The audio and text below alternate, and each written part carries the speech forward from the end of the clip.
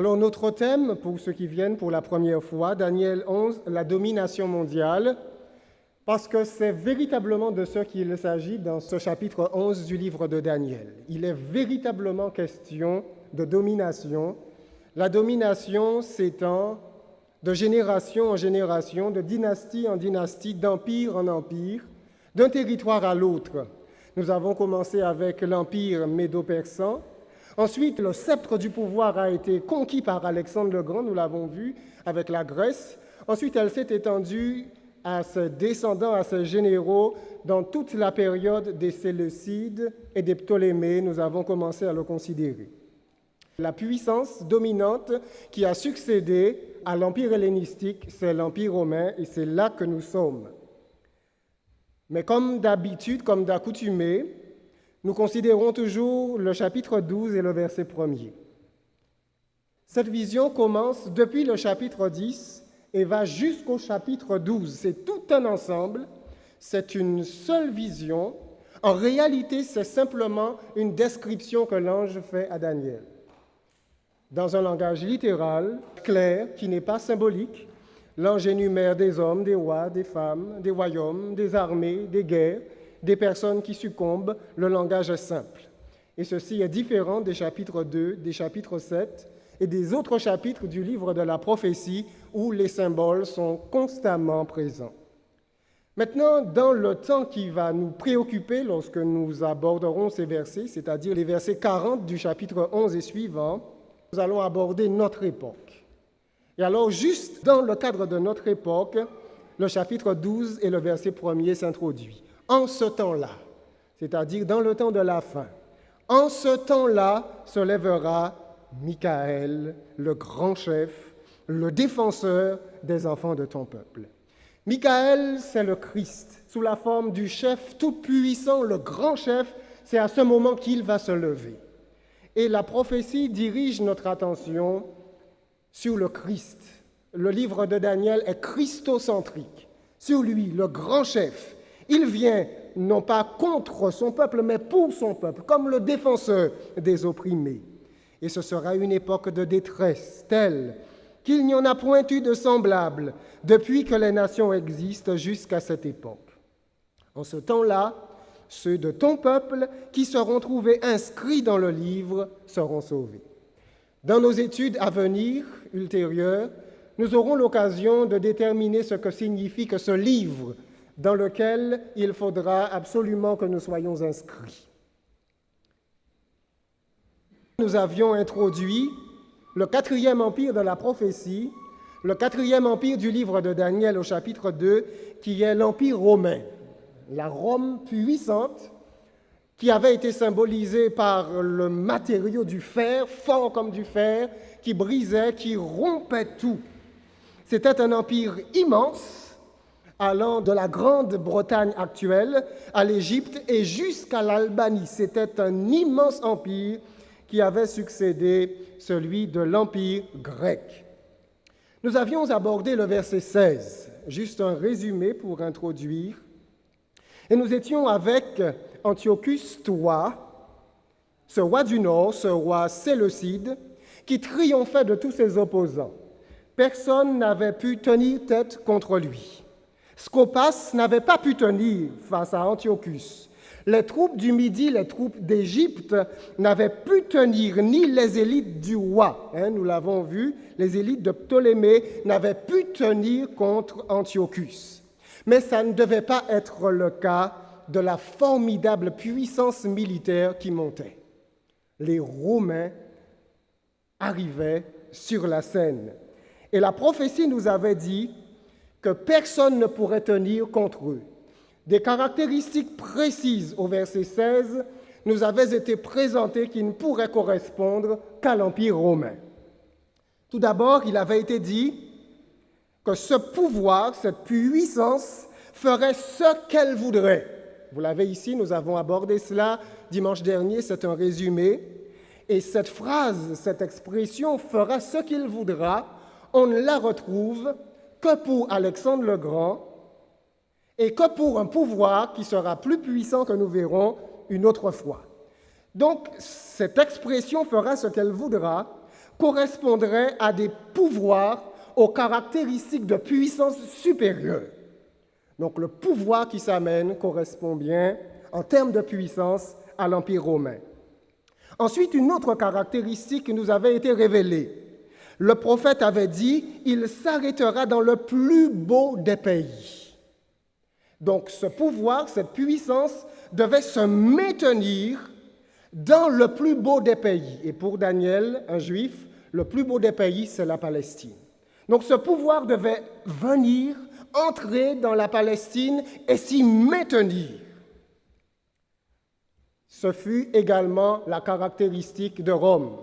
Elle se maintient dans la Palestine et vous connaissez l'histoire, nous avons largement évoqué l'attitude de Pompée et la manière dont il avait conquis le territoire de la Judée. Mais il y avait encore une autre caractéristique précise de la prophétie. Elle nous avait dit « exterminant ce qui tombera sous sa main », littéralement, et la destruction dans sa main.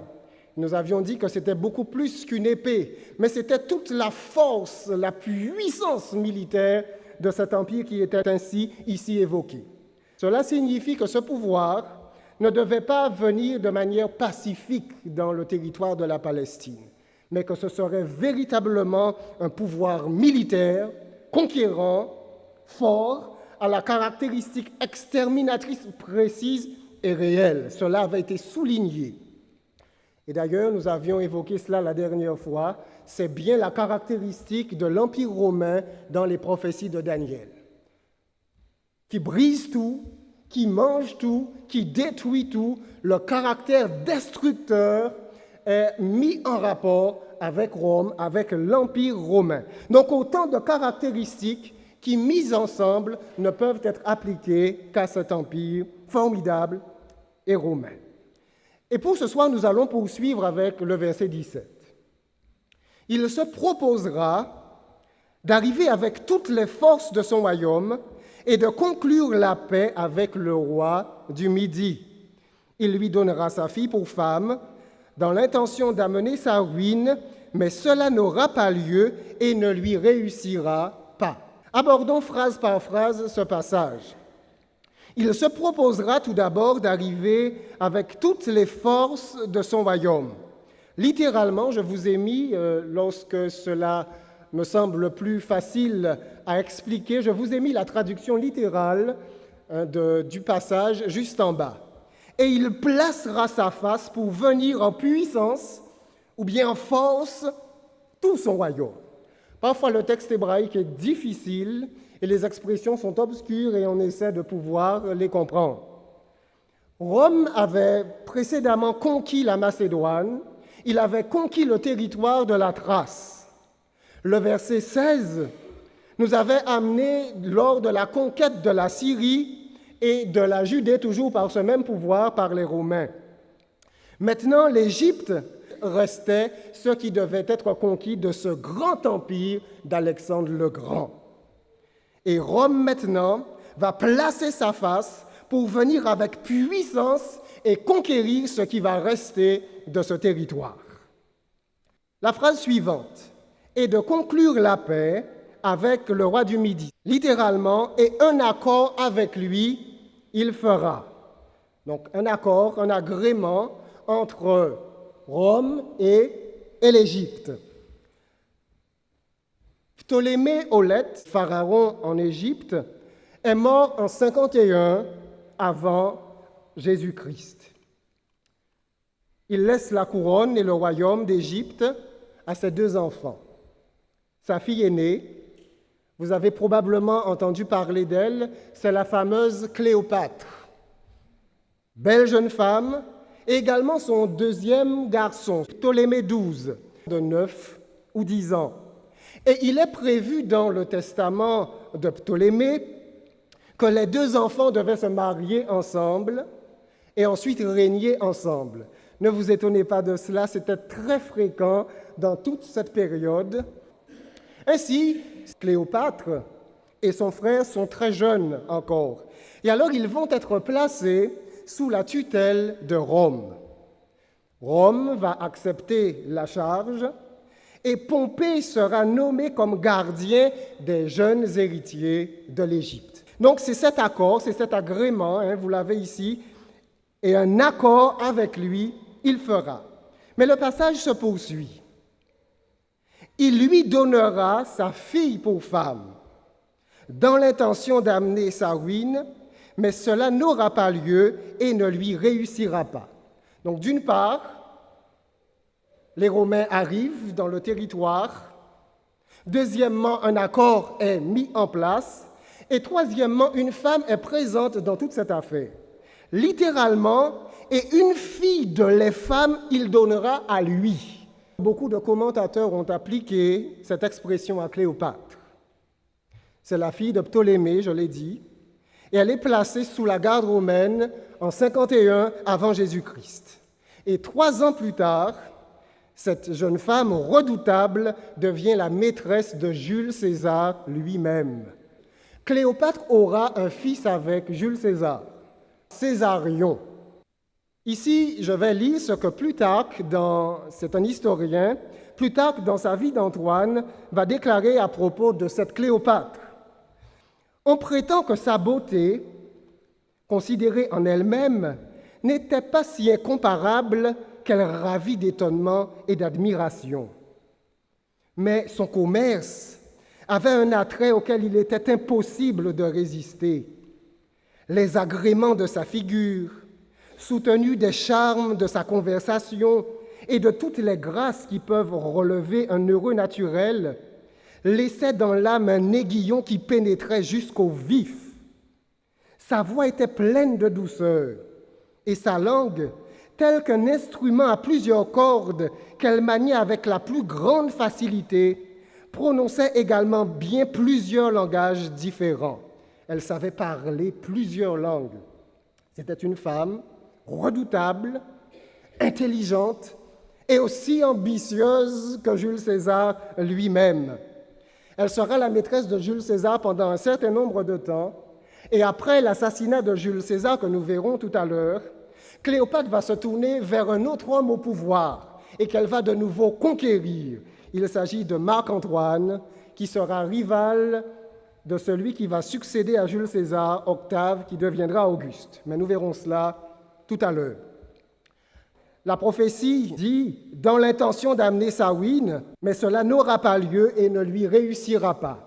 Avec Marc-Antoine, elle va tenter d'éliminer le contrôle romain sur l'Égypte.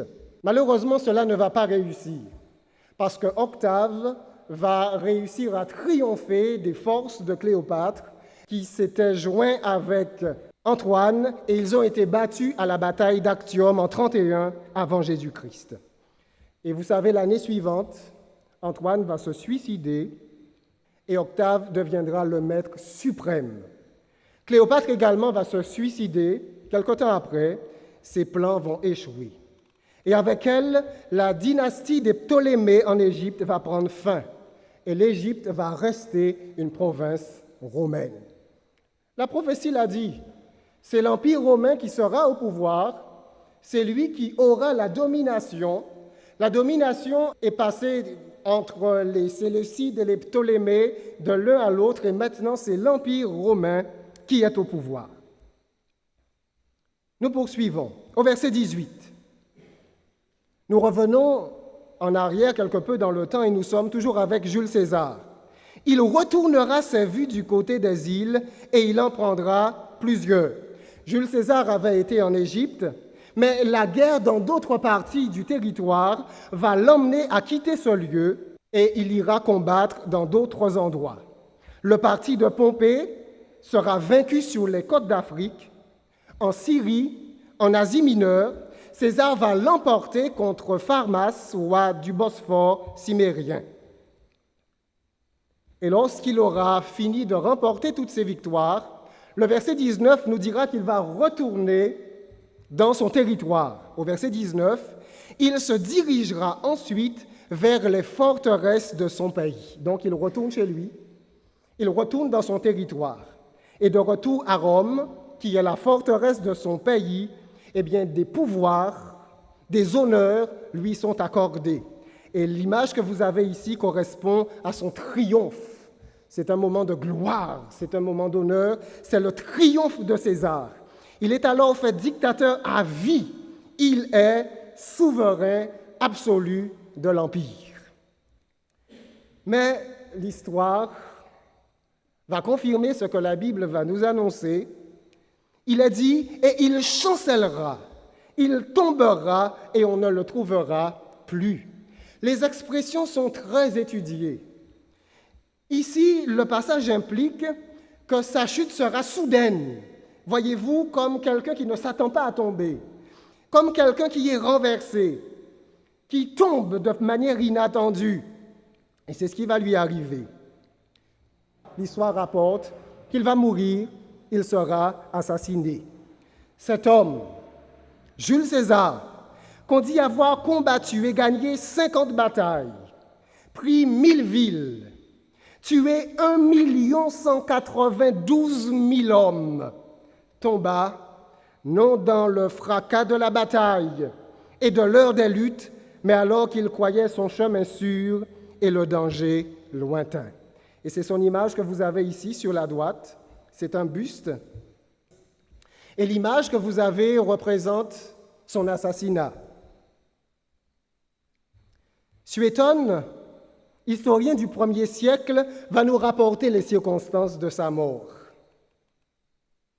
Lorsqu'il s'assit, les conjurés l'entourèrent, sous prétexte de lui rendre leur devoir.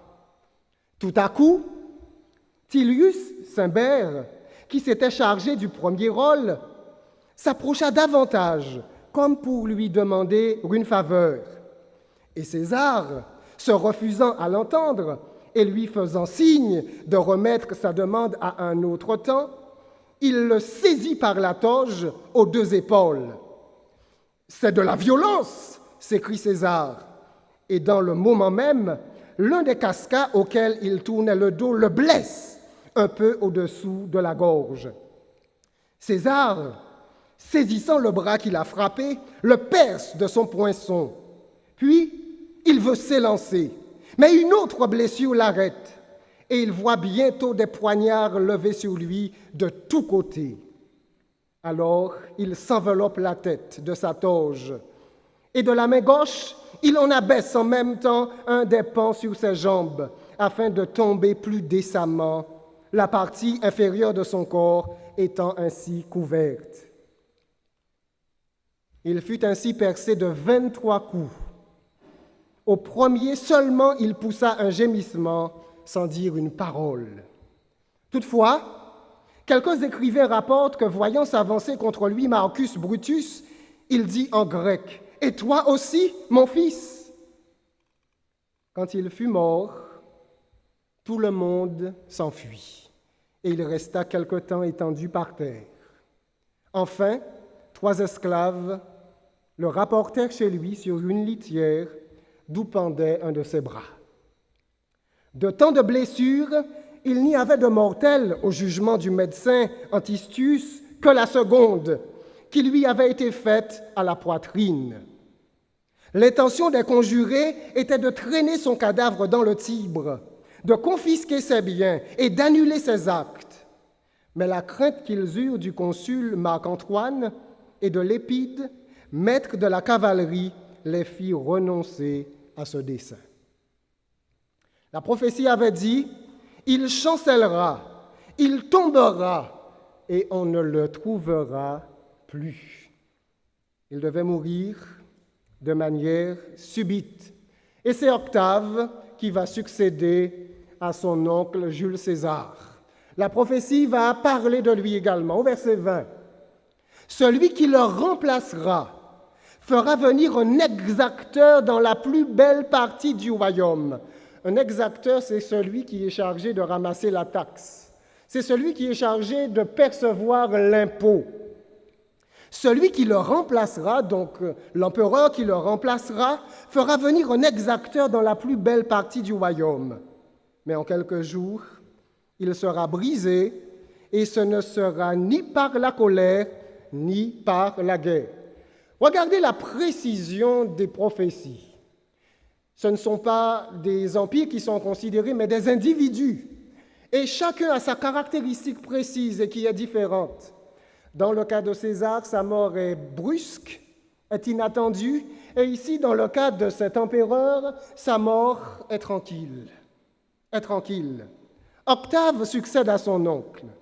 Il annonce son adoption. Son oncle l'avait adopté, il l'annonce. Il prend son nom et il rejoint Marc-Antoine et Lépide. Et tous trois veulent venger la mort de César et ils vont y parvenir.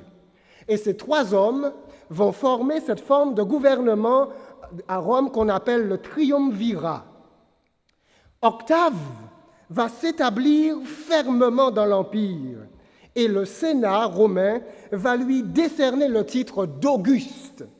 Et c'est lui qu'on appelle César Auguste.